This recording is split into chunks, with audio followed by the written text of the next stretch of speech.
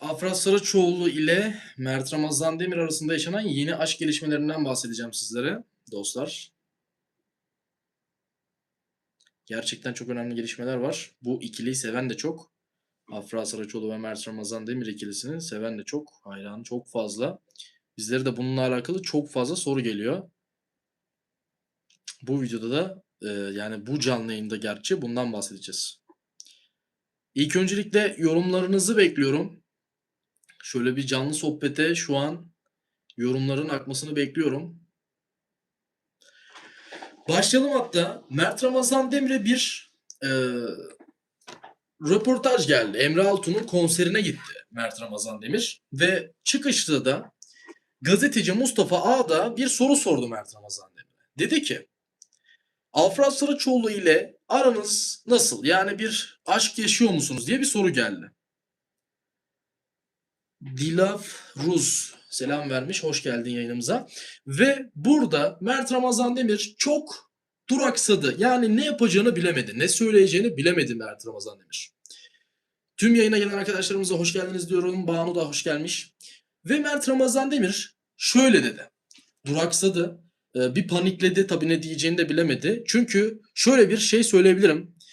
Yapımcı şirket Mert Ramazan Demir ve Afra Saraçoğlu'nun dostlar herhangi bir şekilde aşk yaşamasına izin vermiyor. Yani aşklarını tabii ki yaşamalarına izin veriyor. Böyle bir şey karışamaz ama sosyal medyaya bunu asla yansıtmamalarını istiyor yapımcı şirket. Mert Ramazan Demir ve Afra Saraçoğlu o nedenle röportajlarında, açıklamalarında asla ama asla hani biz evet bir aşk yaşıyoruz tarzında açıklamalarda bulunmuyor. Bunun sebebi yapımcı şirket izin vermiyor. Ki Mert Ramazan Demir dediğim gibi birkaç gün önce Emre Altun'un konserinde röportajında hayır ne demişti hemen burada yazıyor. Hiçbir ilişkimiz yok, yalnızız, ilişkimiz yok tamam mı gibi böyle bir şaşırmalı bir cevap vermişti. İşte bunun sebebi dostlar söylediğim gibi yani burada Mert Ramazan Demir aslında böyle bir cevap verir mi? Vermez. Bunun sebebi Mert Ramazan Demir yani yapımcı şirketin bu söyledikleri yani yapım şirketle olan bağlantılarından dolayı böyle bir açıklamada bulundu. Ama normalde Mert Ramazan Demir ve Afra Saraçoğlu'nun bir ilişki yaşadığını biz söyleyebiliriz. Çünkü bunu birçok gazeteci, birçok yine muhabir açıklamalarında söylüyor. Genel olarak baktığımızda bu çok önemli. Yani ilişkinin devam ettiğini yine rahatlıkla söyleyebiliriz.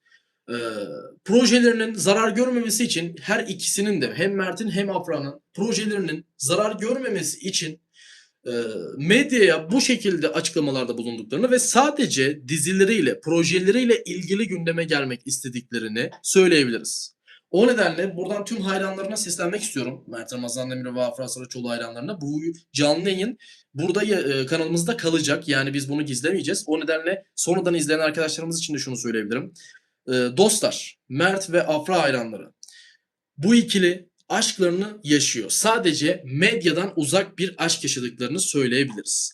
Ancak gizli buluşmalar olsun, telefon görüşmeleri olsun, yaptıkları zaten açıklamalar olsun bu ikilinin böyle bir ikili olmadığını gösteriyor. Biz bundan önce Yalı Çapkını döneminde, 4 senelik Yalı Çapkını döneminde Afra ve Mert'in zaten aşklarıyla ilgili medyada hiçbir zaman evet biz de şöyle bir aşk yaşıyoruz veya Mert'le aramız evet iyi veya Afra'yla aramız iyi gibi bir açıklama bu ikiliden hiçbir zaman görülmedi.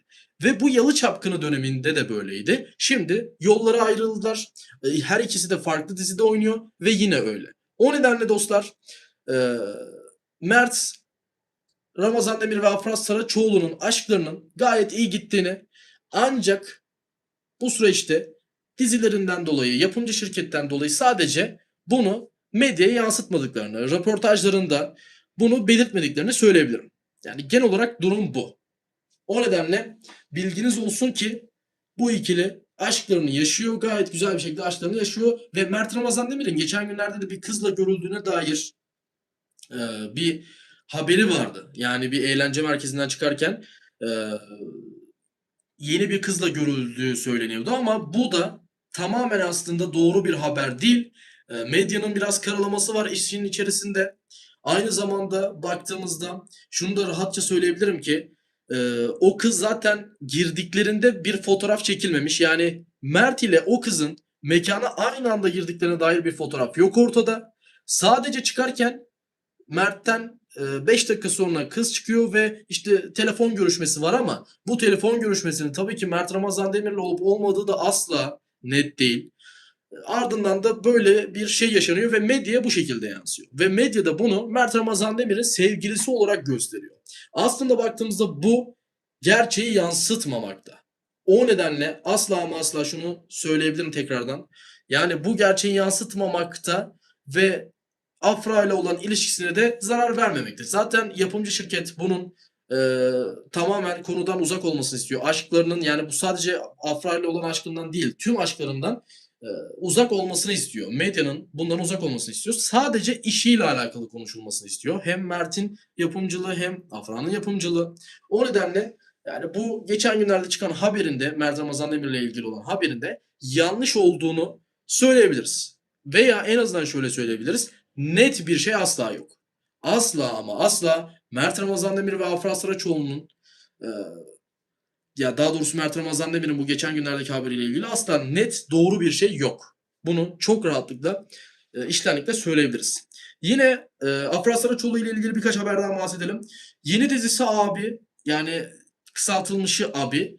E, Abi'nin ilk bölümü izleyenlerden birinin Afra'nın performansına hayran kaldığını ve dizide gerçekten çok parlayan bir yıldız olduğunu söyledi yaptığı açıklamalarda ve Afra Saraçoğlu yurt dışında. Sanırım çekimleri, birkaç bölümlük çekim yaptılar ve Afra Saraçoğlu yurt dışına çıktı. Bununla alakalı zaten Instagram'da da fotoğraflar paylaştı. Bununla alakalı yine YouTube'a da ayrıca video yükleyebiliriz. Bu arada yayında olan arkadaşlarımıza söylemek istiyorum. Lütfen yayını beğenir misiniz? Yani beğeni sayısını yükseltelim, sizlerden ricam. E, Mert Ramazan Demir tabii ki Netflix'te inanılmaz bir başarı yakaladı. İnanılmaz, yani globalde bir başarı yakaladığını söyleyebilirim. Ve genel olarak bu şekilde. Afra ve Mert'in ilişkisi gayet iyi gidiyor baktığımızda. İlişki durumları projenin zarar görmemesi için isteği doğrultusunda bu her ikilinin de, Afra'nın da Mert'in de yalnız oldukları söyledikleri yine vurgulanıyor. Mert'in ilişkiyi reddederken bitti dememesi, yani herhangi bir şekilde Mert Ramazan Demir'in röportajına dikkat ederseniz, açıklamalarına bitti vesaire, hani ilişkimiz bitti şöyle falan demiyor zaten. Ne söyleyeceğini de bilemeyerek hani yok yalnız gibi böyle saçma şeyler söylüyor birazcık. Orada bir heyecanlanıyor. Bunun sebebi dediğim gibi yapımcı şirket gizlemelerini istiyor. Bu sebepten dolayı da böyle oluyor. İşte Mert Ramazan Demir'in de zaten bitti dememesi ve soruyu, aynı zamanda Afra Saraçoğlu ile ilgili olan soruyu da Mert Ramazan Demir'in geçiştirdiğini çok rahatlıkla röportajında görebiliyoruz.